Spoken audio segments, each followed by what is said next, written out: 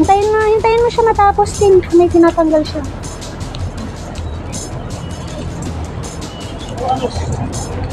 Pwede.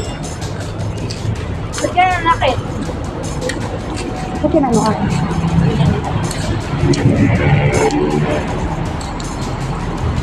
Ano ba yun?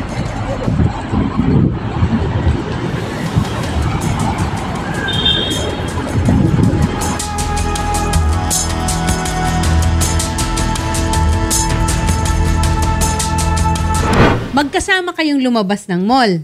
Hindi. Bale, hindi po, ma'am. Pagpasok po, ma'am. Pagpasok? Okay. Tapos, lumabas siya. Lumabas siya yung that time, ma'am, kasi sa CR, nagkasabay po kami. Ng mall? Sa mall po ng, ano po, pagpasok po ng mall, sa CR po. Okay. Tapos nag-CR po siya. Tapos kinuha niya sa akin yung tissue.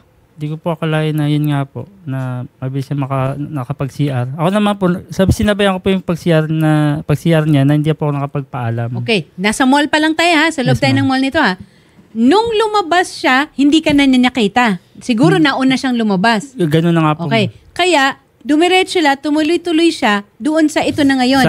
Sa entrance, sa exit po ng... Sa exit ng mall, tapos doon na siya napunta sa gasolinahan. Opo, naglakad na po siya doon. Sa terminal po, tumawid po siya papakaliwa. Naglakad na po siya sa Ibon ni Pasio. Nagtataka lang ako kung bakit merong video at kinukuhanan siya ng video. Yun nga po, ma'am. At saka nung nakaupo siya, ano yun? Bali, napaupo lang po siguro siya doon. Hindi ko alam po. May karamdaman ba siya? May iniisip? Medyo siguro nagdadamdam. Minsan maramdamin po talaga. Nag-away ba kayo? Wala po, ma'am. Nasa tamang pag-iisip ba siya nung mga panahon na yon? Opo, nasa tamang pag-iisip naman po, ma'am. Attorney, pero na-mention mo kanina naghiwalay po kayo? Nagtatampo siya sa'yo? Diyan na po kami nagkahiwalay. Sa loob po ng mall. Kasi hiwalay lang? Nag-ano po kami, nagkalis na po ng landas. Ngayon, nagtataka lang ako, bakit siya kinukuhanan? So siguro may kakaibang kilos kaya siya? Pumasok po siya kasi siguro hindi rin po nakita sa CCTV po ng ng barangay. Basta pina-CCTV ko pa, ma'am, sa may barangay po dito sa malapit. May dala ba siyang cellphone? Wala pa, ma'am. Ni pera, wala po kaya. Okay. Kasi siguro gutom lang siya niyan. Hindi pa ko kami nagtatangalian yan, ma'am. Papunta po kami ng Cubao talaga, ma'am, naki-CR lang. Sabi ko sa kanya. Kinakasama sabi niya mo, sa akin, wala kang, po siya. hindi kayo kasal? Hindi po, ma'am. May anak ba Nagbabalak kayo? pa lang po. Wala pa po. Gano'ng katagal na kayo magkakilala? 5 months. Ganun po, mga 5 months. 5 months lang? Opo. Maganon po, ma'am. Hindi, nagtataka lang ako kasi kung babalikan natin yung video, parang kakaiba yung kilos niya. Parang wala siya sa sarili. Nga po. Nagdaramdam po siguro siya, ma'am. Anong pinagdaramdaman niya? Siguro yung... Nag-away niya, iniwan ko siya doon sa mall. Sa CR lang eh. Yun nga pero po, nagtataka ako, nasan ka nung lumabas siya?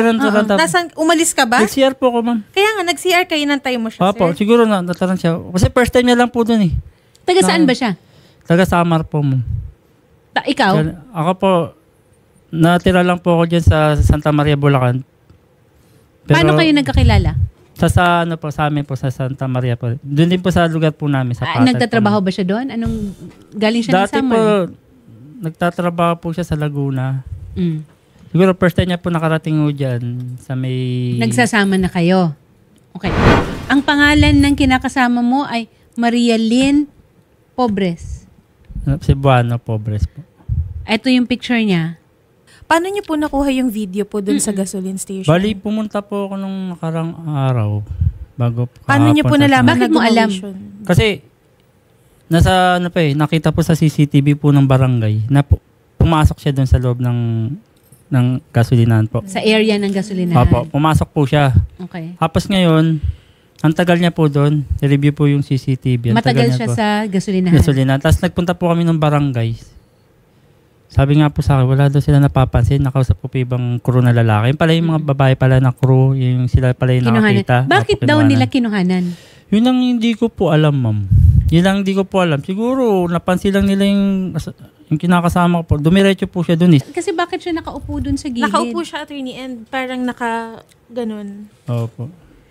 Yun nga po, nakita ko nga po. Pero sir, bago po kayo, habang magkarelasyon po ba kayo, wala po ba kayo nakikitang kakaiba sa kinikilos niya? Wala naman po, ma'am. Parang minsan pagkausap niya lang ako, paulit-ulit lang siya yung sinasabi niya. Ganun. Pero ako lang Nakilala pero niyo sa po iba yung tao mga po. magulang niya? Wala po Hindi bang pa po nakwento kasi yung lola niya namatay na po kasi. Yan po ba yung huling damit niya nung nakita po, nung Yan nagkahiwalay po kayo? Yan din ma'am. po. Yan po. Bali yung that time na pabalik na siya sa Ayala niyan, ma'am. Papunta na siya Ayala. Wala na po yung jacket niya. Hindi na po siya naka-jacket. Paano mo alam? Nakuhanan ng... Nakuha na po sa CCTV rin po ng barangay. Tapos hanggang doon na lang. Nireport Hanggang mo doon na na ba lang ito po. sa polis? Bali nag-report po kinabukasan. Pinablatter ko nga po hapon. Tapos sabi po sa akin ng polis, kailangan daw po, doon ko daw po ipablatter sa amin. Okay. Sir, isulat niyo po dito yung pangalan po ng gasoline boy po. Tsaka yung contact number kung meron po kayo para makuhanan din po natin ng paning. So, kasama ito doon sa ire-report natin ng pulisya, di ba? Ang pangalan niya ay Maria Lynn Cebuano Sibana, pobre. Pobres. Opo. 30 years old. Huling nakita October 31 sa may Ayala Mall ng Balintawak. Paano kayo nagkakilala nga ulit ni Maria Lynn? Bali sa lugar po namin, nakita ko po siya doon, ma'am. Oh. Eh, Anong ginagawa nakaupo po niya siya doon. Tapos tinanong ko nga siya, saan siya umuwi. Naiwan daw po siya ng mga kasama niya po. Niwan daw po siya. Tapos Yan naging sa- kayo na. Opo, ganun. Nawala po siyang mawian. Yun nga po. Inalo ko. Gutom po siya eh. That time, mami, gutom siya. Sabi ko, kumain muna tayo. Sabi ko, kung gusto mo, sa akin ka muna habang wala ka mawian. Yun po. Hanggat tumagal po kami ng So may tumagal mga po. kaibigan din siya na iniwan siya? May Apa. mga kasamahan siya siguro na... Kasi paano siya nakarating dito galing sa Samar? 'Di ba? Ang sinasabi po na wala po siya dahil dun sa iniwan daw po siya ng mga kasama niya, yung mga kaibigan niya. Apa, yun po, Saan kwento po niya yun nawala? Saan daw po siya nawala? Saan siya iniwan? Bali, may kinuwento po siya sa akin. Yung, Sir, bali, para lang po- pinagtatrabaho niya po na yung mga anak daw po. Iniwan daw po siya doon. Saan Hanggat po? naligaw na po siya. Saan? Sana, dito po din po, pati Bulacan din po eh. Alam Sa mo, Muson po, sa Muson. Okay. Ako Iniwan ang daw duda po ko siya lang. doon, ma'am. Iniwan siya. Hanggat naligaw na siya, hindi niya na alam kung saan siya pumunta. Tapos Hanggat nakilala nakarating po na po ninyo. siya. Opo, ma'am. Tapos kinukup mo na. Opo, bali, sumama po siya sa akin. Sabi niya sa akin, Asan po yung mga damit niya nun? Yung mga damit niya po, wala po siyang dalang damit, ma'am eh. 5 buwan kayong magkasama. Paano? Wala po siyang dalang damit. Yun nga po, ako na lang po nag-afford ng mga damit niya. Binibilihan ko na lang po siya, ma'am. So parang kayo po ang bumuhay sa kanya ng 5 buwan, sir. Kinupkup Opo, mo. ganun Ganun lang. na lang gamitin natin Opo. na ano. Kinupkup po Kinupkup mo siya. Asan po yung anak niya, sir? Nasa tiyahin niya po eh. May number po May kayo number ng kayo? tiyahin. Wala po siyang binibigay po eh. Number po. Mm-mm. Yung pamilya po ng babae, sir, wala po? Taga saan Wala siya sa po eh. Samar? May nabanggit po siya sa akin. Sa Tacloban po siya. Taga Tacloban po, ma'am. Sa may Sorsogon, Matnog. Yun po.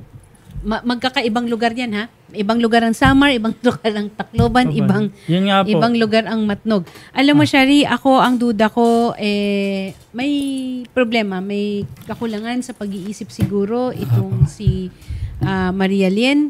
Manawagan na lang tayo sa kung sino man ang nakakakilala or nakakita kay Maria Lynn Cebuana Pobres.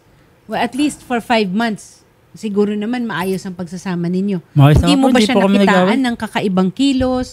Wala naman po, ma'am. Pag Okay nag-uusap naman po kayo, tama naman ang mga sinasabi niya. Opo, okay Hindi naman naman po. siya Minsan lang lumilihis pabalik-balik lang yung sinasabi niya, ma'am. Kinakwento niya po sa akin tungkol po sa dati niyang asawa. Kinakasama na yun nga po si Jojo na disgrasya daw po, na aksidente daw po sa Laguna. Kailangan natin i-report sa police.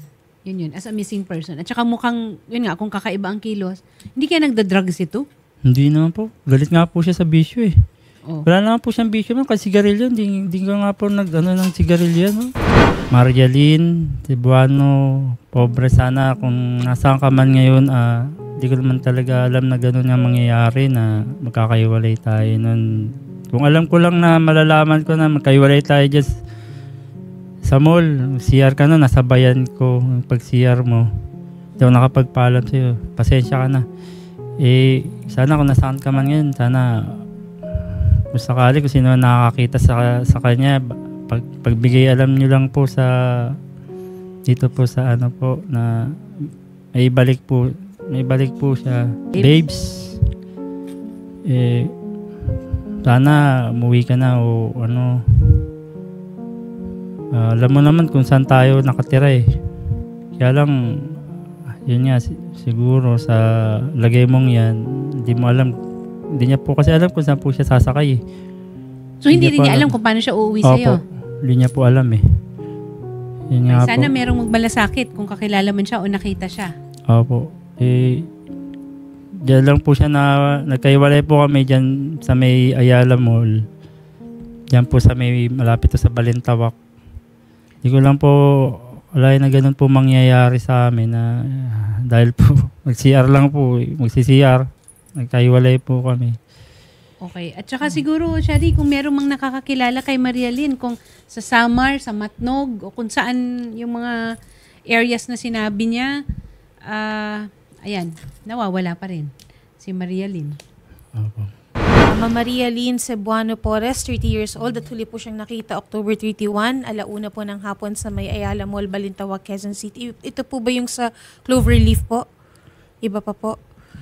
Suot po niya yung brown jacket, white dress, at stripe po na shorts. Sa mga nakakakilala po kay Ma'am Maria Lynn Cebuano Porres, ipagbigay alam niyo po sa aming tanggapan or ihatid niyo po sa pinakamalapit na barangay o police station po sa inyong lugar.